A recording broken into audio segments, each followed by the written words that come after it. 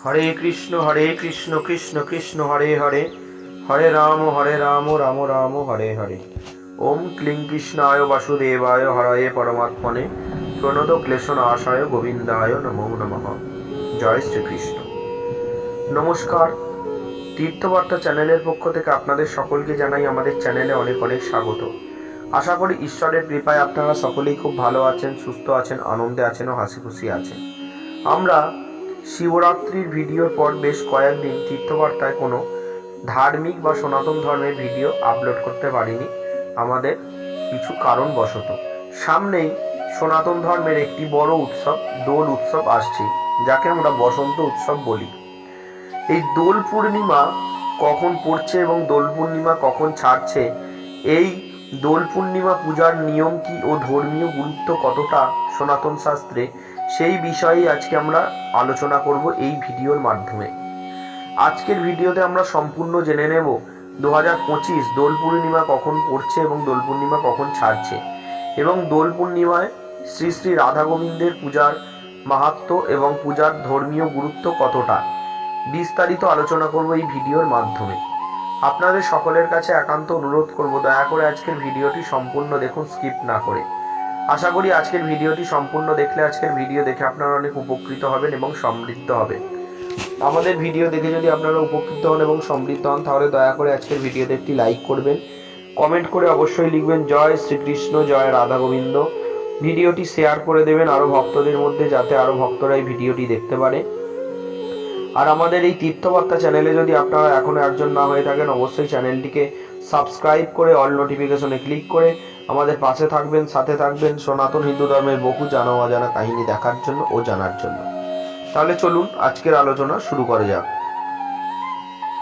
দোল পূর্ণিমা, যা হোলি উৎসব নামেও পরিচিত, হিন্দু ধর্মের এক গুরুত্বপূর্ণ তিথি হলো এই দোল পূর্ণিমা। এটি ফাল্গুন মাসের শুক্লপক্ষের পূর্ণিমা তিথিতে পালিত হয়। 2025 সালে দোল পূর্ণিমা পড়বে বৃহস্পতিবার, অর্থাৎ 13ই মার্চ। পূর্ণিমা তিথি শুরু হবে সকাল 10:22 এবং পূর্ণিমা শেষ হবে 14ই মার্চ, অর্থাৎ শুক্রবার সকাল 11:33। দোল উৎসব কবে ও এর তাৎপর্য কি? দোল উৎসব হলো সনাতন ধর্মাবলম্বীদের অন্যতম প্রধান উৎসব। এই দিনে শ্রীকৃষ্ণ বৃন্দাবনে রাধা ও গোপীদের সঙ্গে রঙের খেলা করেছিলেন, যা পরবর্তীতে দোল উৎসব বা দোলযাত্রা বা হোলি উৎসবে পরিণত হয়েছে। দোল পূর্ণিমা মূলত ভালোবাসা, ভক্তি ও আনন্দের প্রতীক। দোল পূর্ণিমার গুরুত্ব সনাতন ধর্মে অপরিসীম। এই দিন শ্রীকৃষ্ণের ভক্তরা বিশেষ পূজা ও কীর্তনের আয়োজন করেন। তাই রাধা গোবিন্দর যুগল মূর্তিকে দোল ঠাকুর বলা হয়, অর্থাৎ রাধা গোবিন্দ বা দোল ঠাকুরের পূজা অনুষ্ঠিত হয় এই দোল পূর্ণিমায়। দোল পূর্ণিমার আগের দিনে চাঁচর উৎসব পালিত হয়, যেদিন ন্যাড়াপোড়া নামে একটি লৌকিক প্রথা প্রচলিত রয়েছে, এবং ছেলেমেয়েরা ছড়া কেটে বলে, আজ আমাদের ন্যাড়াপোড়া, কাল আমাদের দোল, পূর্ণিমাতে চাঁদ উঠেছে, বলো হরি বল। বৈষ্ণব সম্প্রদায়ের জন্য এটি এক অত্যন্ত পবিত্র দিন, কারণ এই দিনে শ্রী চৈতন্য মহাপ্রভুর আবির্ভাব হয়। দোল পূর্ণিমা আমাদের জীবন থেকে সব বিভেদ দূর করে ঐক্যের বার্তা দেয়। দোল পূর্ণিমার ব্রতকথা ও পূজার নিয়ম। দোল পূর্ণিমার ব্রতকথা ও পূজার নিয়ম। দোল পূর্ণিমার দিন সনাতন ধর্মাবলম্বীদের বিশেষ পূজা ও আচার পালন করে থাকেন। এই পূজারও কিছু নিয়মাবলী রয়েছে, সেই নিয়মাবলী সম্বন্ধেই আজকে আমরা আলোচনা করব। এখন সকালবেলা স্নান ও শুদ্ধিকরণ। পূজার পূর্বে শুদ্ধি বজায় রাখা অত্যন্ত গুরুত্বপূর্ণ। শাস্ত্রমতে গঙ্গা বা অন্য কোনো পবিত্র নদীতে স্নান করা অত্যন্ত শুভ বলে মনে করা হয়। যদি নদীতে যাওয়া সম্ভব না হয়, তবে গঙ্গাজল মিশ্রিত সাধারণ জল দিয়েও স্নান করা যায়। এটি শুধু শারীরিক পরিচ্ছন্নতা নয়, মানসিক ও আধ্যাত্মিক শুদ্ধিকরণেরও সহায়ক। শ্রীকৃষ্ণ ও রাধার পূজা। রাধাকৃষ্ণ পূজার সময় শুদ্ধ চিত্তে তাদের মূর্তি বা ছবির সামনে রেখে ভক্তি ভরে আরাধনা করা হয়। পূজায় গঙ্গা জল, তুলসী পাতা, সাদা চন্দন, সাদা ফুল, ধূপ, দীপ, মিষ্টান্ন এবং নানান উপাচার ব্যবহার করা হয়। রাধা ও কৃষ্ণের প্রেমলীলা স্মরণ করে ভক্তরা নানা ভক্তিমূলক কার্যক্রমে অংশগ্রহণ করবেন। কীর্তন ও ভজন। শ্রীকৃষ্ণের প্রতি ভক্তি নিবেদনের অন্যতম মাধ্যম হল কীর্তন ও ভজন। ভক্তরা একত্রিত হয়ে শ্রীকৃষ্ণের নাম সংকীর্তন করেন এবং ভজন গেয়ে তাকে স্মরণ করবেন। মন্দিরে বা গৃহে কীর্তনের আয়োজন করা হয়, যা পরিবেশকে পূর্ণময় করে তোলে। এবার হবে রঙের খেলা। রাধাকৃষ্ণের লীলা মাধুর্যকে স্মরণ করে ভক্তরা গুলাল বা আবির ছিটিয়ে আনন্দ উদযাপন করবেন।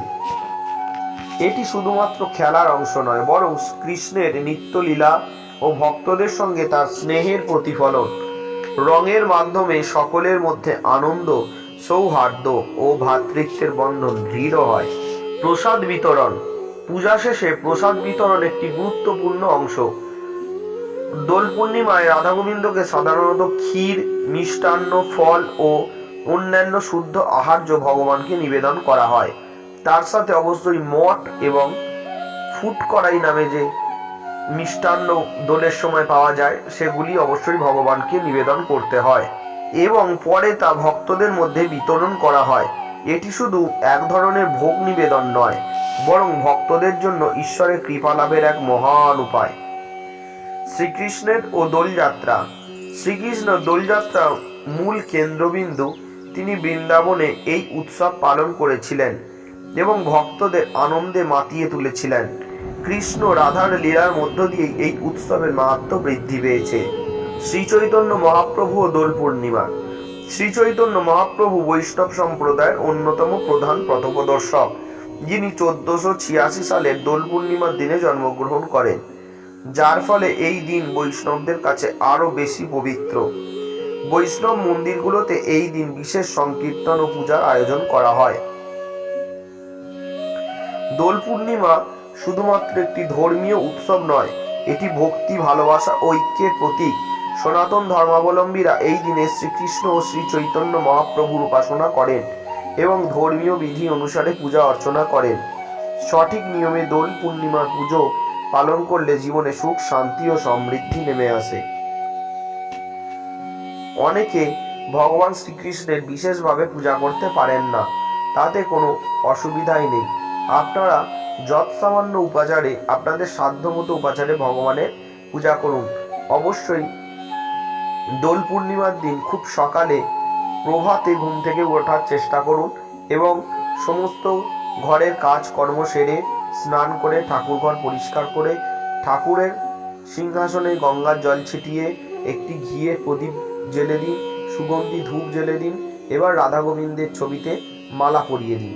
তারপর যৎ সামান্য নৈবেদ্য, ফল, মিষ্টান্ন ইত্যাদি নৈবেদ্য ভগবানের সম্মুখে রাখুন এবং অবশ্যই নিজে সেই দিন অবশ্যই মন্ত্র বলে গঙ্গা স্নান করুন।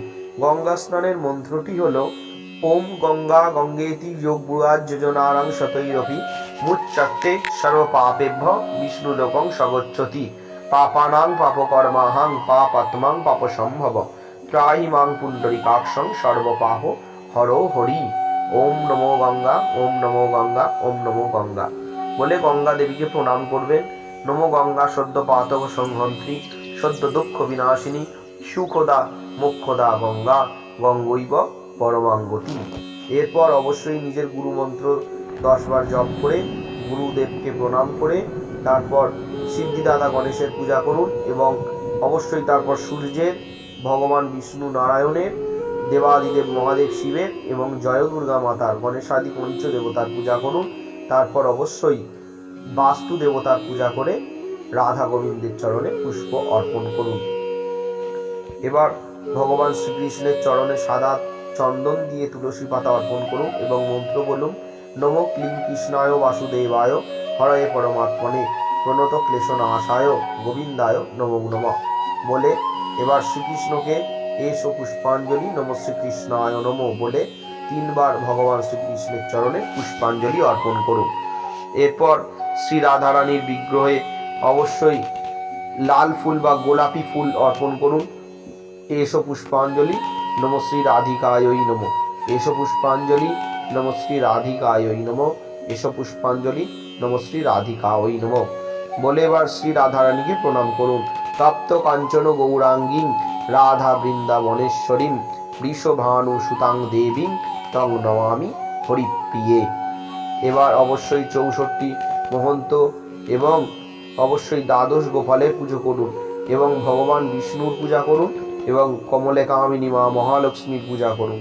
তারপর এসো পুষ্পাঞ্জলি দোল পূর্ণিমা তিথৌ নমো নম, এসো পুষ্পাঞ্জলি শ্রী চৈতন্য মহাপ্রভবে নম, এসো পুষ্পাঞ্জলি শ্রী চৈতন্য মহাপ্রভবে নম, এসো পুষ্পাঞ্জলি শ্রী চৈতন্য মহাপ্রভবে নম, এসো পুষ্পাঞ্জলি শ্রী চৈতন্য পঞ্চতত্ত্বায় নম।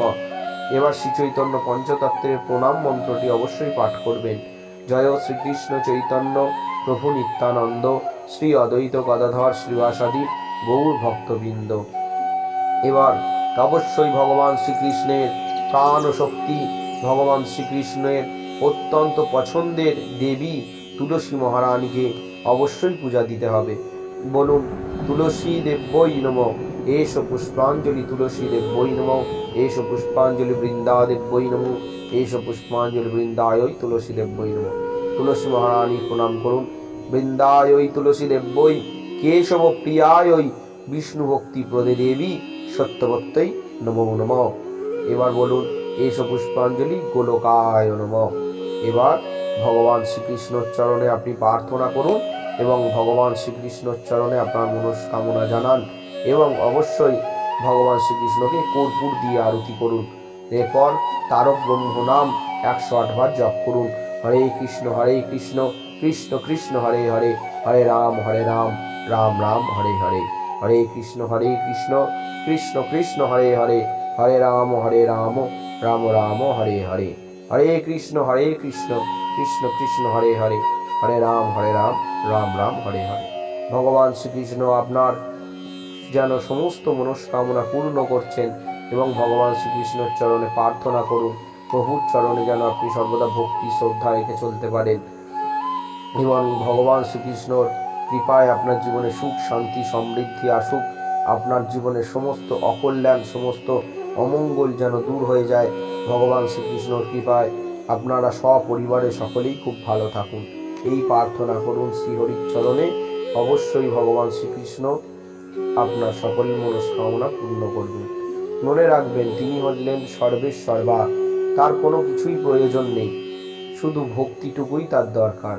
আপনি মন দিয়ে ভক্তিযুক্ত মনে একাগ্র চিত্তে ভক্তি শ্রদ্ধা সহকারে আপনি আপনার চোখের অশ্রু জল দিয়ে প্রভুর পূজা করুন, প্রভু এতেই সন্তুষ্ট হবেন, আর তার কাছে চাওয়ার কিছু নেই।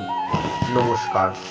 এই ছিল আজকে আমাদের 2025 দোল পূর্ণিমা সম্বন্ধে বিস্তারিত আলোচনা। আমরা আজকের এইটুকু সময়ের মধ্যে অনেক কিছু জেনে নিলাম। 2025 সালে দোল পূর্ণিমা কখন পড়ছে, দোল পূর্ণিমা কখন ছাড়ছে, দোল পূর্ণিমার মাহাত্ম্য, দোল পূর্ণিমায় কিভাবে ভগবান শ্রীকৃষ্ণের পূজা আমরা করব, ভগবান শ্রীকৃষ্ণের পূজা পদ্ধতি, রাধা গোবিন্দের পূজা পদ্ধতি সমস্ত জেনে নিলাম মন্ত্র সহকারে। আশা করি আজকের আলোচনা আপনাদের সকলেরই খুব ভালো লেগেছে। আজকের আলোচনা যদি ভালো লাগে অবশ্যই আজকের ভিডিওটিকে শেয়ার করে দেবেন, আরও ভক্তরা যাতে এই ভিডিওটি দেখতে পারে। আপনারা তো ইউটিউবে অনেক ভিডিওই দেখেন পুজো পাঠের ভিডিও, তো সেখানে সম্পূর্ণ মন্ত্র দেওয়া থাকে না, সেখানে সম্পূর্ণ মন্ত্র বলা থাকে না, শুধু পদ্ধতিগুলো দেখিয়ে দেওয়া হয়, এইভাবে আপনারা পূজা করবেন। কিন্তু আমাদের তীর্থবার্তা চ্যানেলে আমরা মন্ত্র সহকারে আপনাদের বলে দিই, যে মন্ত্রটি আপনি ব্রাহ্মণ হলেও উচ্চারণ করতে পারবেন, আপনি ক্ষত্রিয় হলেও উচ্চারণ করতে পারবেন, আপনি বৈশ্য হলেও উচ্চারণ করতে পারবেন, আপনি শূদ্র হলেও উচ্চারণ করতে পারবেন। মনে রাখবেন ভগবানের কাছে কোনোদিন জাত পাত ভেদাভেদ থাকে না, ভগবানের সন্তান সকলেই। ঈশ্বর আপনাকেও সৃষ্টি করেছেন, আমাকেও সৃষ্টি করেছেন, ব্রাহ্মণ ক্ষত্রিয় বৈশ্য শূদ্র সকলকেই তিনি সৃষ্টি করেছেন। শুধু ভক্তির প্রয়োজন, ভক্তি দিয়েই তাকে ডাকা যায়। মীরাবাই যেমন ভগবান শ্রীকৃষ্ণকে লাভ করেছিল, ঠিক তেমনি শ্রী চৈতন্য মহাপ্রভু ভগবান শ্রীকৃষ্ণকে লাভ করেছিল। নটি বিনোদিনী যেমন ঠাকুরের কৃপা লাভ করেছিল, ঠিক তেমন স্বামী বিবেকানন্দও ঠাকুরের কৃপা লাভ করেছিল। তাই জাত বেজাত কোনো কিছুই ভগবানের কাছে কিছু নয়। আপনি যদি ভক্তিযুক্ত মনে আপনি ভগবানের ঈশ্বরের শরণাপন্ন হন, ঈশ্বর আপনার ডাকে সাড়া দেবেনই দেবেন, এইটুকু আমরা বলতে পারি। নমস্কার, আজকের আলোচনা আমরা এখানেই শেষ করলাম। আশা করি আজকের আলোচনা আপনাদের সকলের খুব ভালো লেগেছে। আজকের আলোচনা যদি ভালো লাগে অবশ্যই আজকের ভিডিওতে একটি লাইক করবেন, আর যদি কোনো প্রশ্ন থাকে অবশ্যই কমেন্ট বক্সে আমাদের প্রশ্নটি করবেন। আজকের আলোচনা আমরা এখানেই শেষ করলাম। আবার দেখা হচ্ছে সনাতন হিন্দু ধর্মের কোনো জানা অজানা কাহিনী নিয়ে। ঈশ্বরের চরণে প্রার্থনা করি আপনারা ততক্ষণে সকলে খুব ভালো থাকুন, সুস্থ থাকুন, আনন্দে থাকুন, হাসি খুশি থাকুন, আর দেখতে থাকুন আমাদের এই ছোট্ট চ্যানেলটি তীর্থবার্তা। নমস্কার, হরে কৃষ্ণ, জয় শ্রী হরি, জয় রাধা গোবিন্দ।